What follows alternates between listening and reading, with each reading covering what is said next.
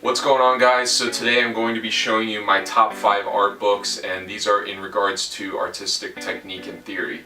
Now, I didn't go to an actual art school. I went through an art program at Penn State, but these books really helped me, push my skill level and just my knowledge above and beyond what I had learned from school. All of these books have helped me in different ways, and some are more fundamental, while some are more advanced and technical. But every book serves its purpose, and stay tuned and I'll be, explaining each one in detail. Alright guys, so this is the first book. It is Creative Illustration by Andrew Loomis. And this book's really interesting because it was written in 1947, so a lot of the illustrative aspects of it don't really apply now, and that's pertaining to things like newspapers and advertisements and stuff like that. Also back then they didn't even have color photography, so he had to interpret a lot of his colors from his references from black and white photos. I really like this book because it's 300 pages of very valuable knowledge. It's very, very text heavy, but the reason I like that so much is because instead of guiding you with pictures throughout the entire book, you basically have to infer every single artistic technique that he's explaining to you through the text. So this book covers anything from color theory to perspective to how to construct an illustration, and also the psychology behind constructing an illustration for a specific target audience. This book, more than anything, gets you into a mindset of thinking about how to approach a painting more so than the actual technique behind the painting. I'm going to review other books that go into more detail about actual technique, but more than anything, I'd recommend this book in terms of getting your mind in the right place so that you can be thinking of all the little things when you're constructing your illustration. The second book is Art Fundamentals by 3D Total Publishing, and it's really nice. It's got a nice little slip cover, and this is very much a fundamentals sort of book. The most interesting thing about this book is that it's divided into different chapters like color and light, composition, perspective and depth, all of the basics, but each chapter is written by a different artist in the entertainment industry. So for example, the first chapter, Color and Light, is written by a senior concept artist at Ubisoft that has worked on the Assassin's Creed franchise, and he shows how to integrate color and light into his professional work.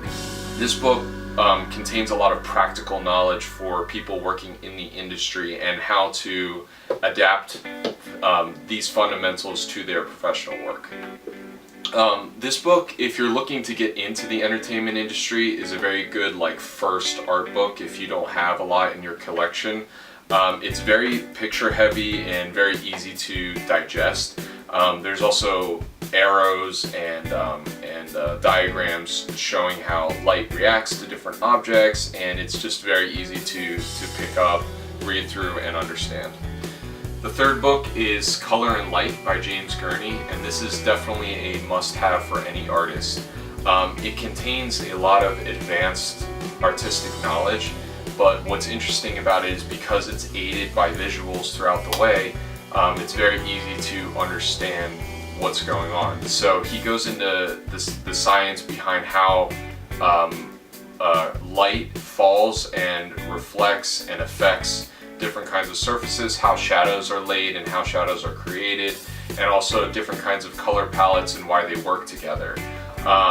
Gurney uses his own illustrations throughout the book, which is nice because he can reference how he constructed the painting himself based off of the knowledge that he has. Before reading this book, I had a lot of trouble understanding how light fell on surfaces and how to imagine light in my scenes.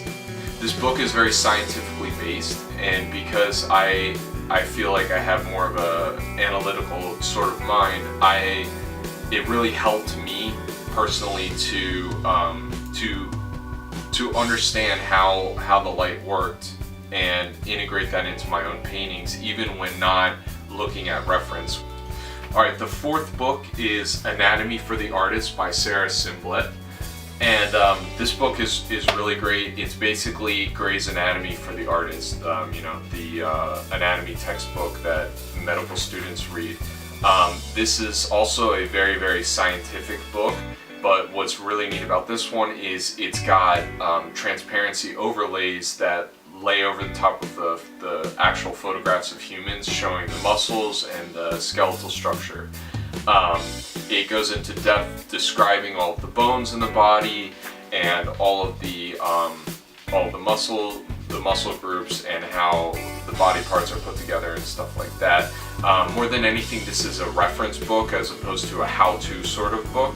But what's cool about the end of the book is it references how masters have used anatomy in their works and what it does for their illustrations, drawings, and paintings. The last book is How to Render by Scott Robertson, and this is actually a companion book to his other book, How to Draw. Obviously this one goes more into rendering than actual construction drawing, but he still touches on that a little bit in the beginning of the book. He utilizes photographs, illustrations, 3D models, and real-world objects to describe how light falls on different kinds of surfaces, how you can actually use different techniques to render these different types of surfaces. And what's most interesting about this specific book is that it goes into some techniques that can apply to more modern things like metallic vehicles, some things that the older books wouldn't necessarily touch on. So for example, he goes into the Fresnel effect, and he also shows how to construct a vehicle in an indoor setting and an outdoor setting. And what's cool is he starts with the line drawing and goes through each step, like blocking in the color, starting with a matte surface and then adding the shininess basically to the metal, and how it would work with the way the lights are set up in the studio setup. This book also integrates a sort of like an app, and you can use your iPhone or your iPad to scan the pages, and certain pages have like actual tutorial videos on them, so you can watch the whole process as opposed to just seeing the step-by-step in picture format. I'd recommend this book a little bit more to advanced artists, as it's very technical. There are a lot of pictures to guide you along the way, but even I was a little bit lost with some of the descriptions and constructions, just because he explains very scientifically how light falls on surfaces and, you know, makes things look the way they do. As a little add-on, I just wanted to mention books like this that you can just find at stores. I mean, it's more of like a magazine than anything, but you can just pick these kinds of things up for free, and they have really good reference pictures in them. So just don't limit yourself to only instructional art books. There's plenty of stuff around that you can just pick up, and it will just help inspire you to create more interesting pieces. And also, it's just good for reference in general. Thanks so much for watching this video. I hope this helps some of you. Please let me know in the comments which book was your favorite, or if you already have these. I'm including an Amazon link to all of these books in the comments section below, so you know it's an easy way to just buy them for yourselves. But yeah, just let me know what you thought, and till the next time.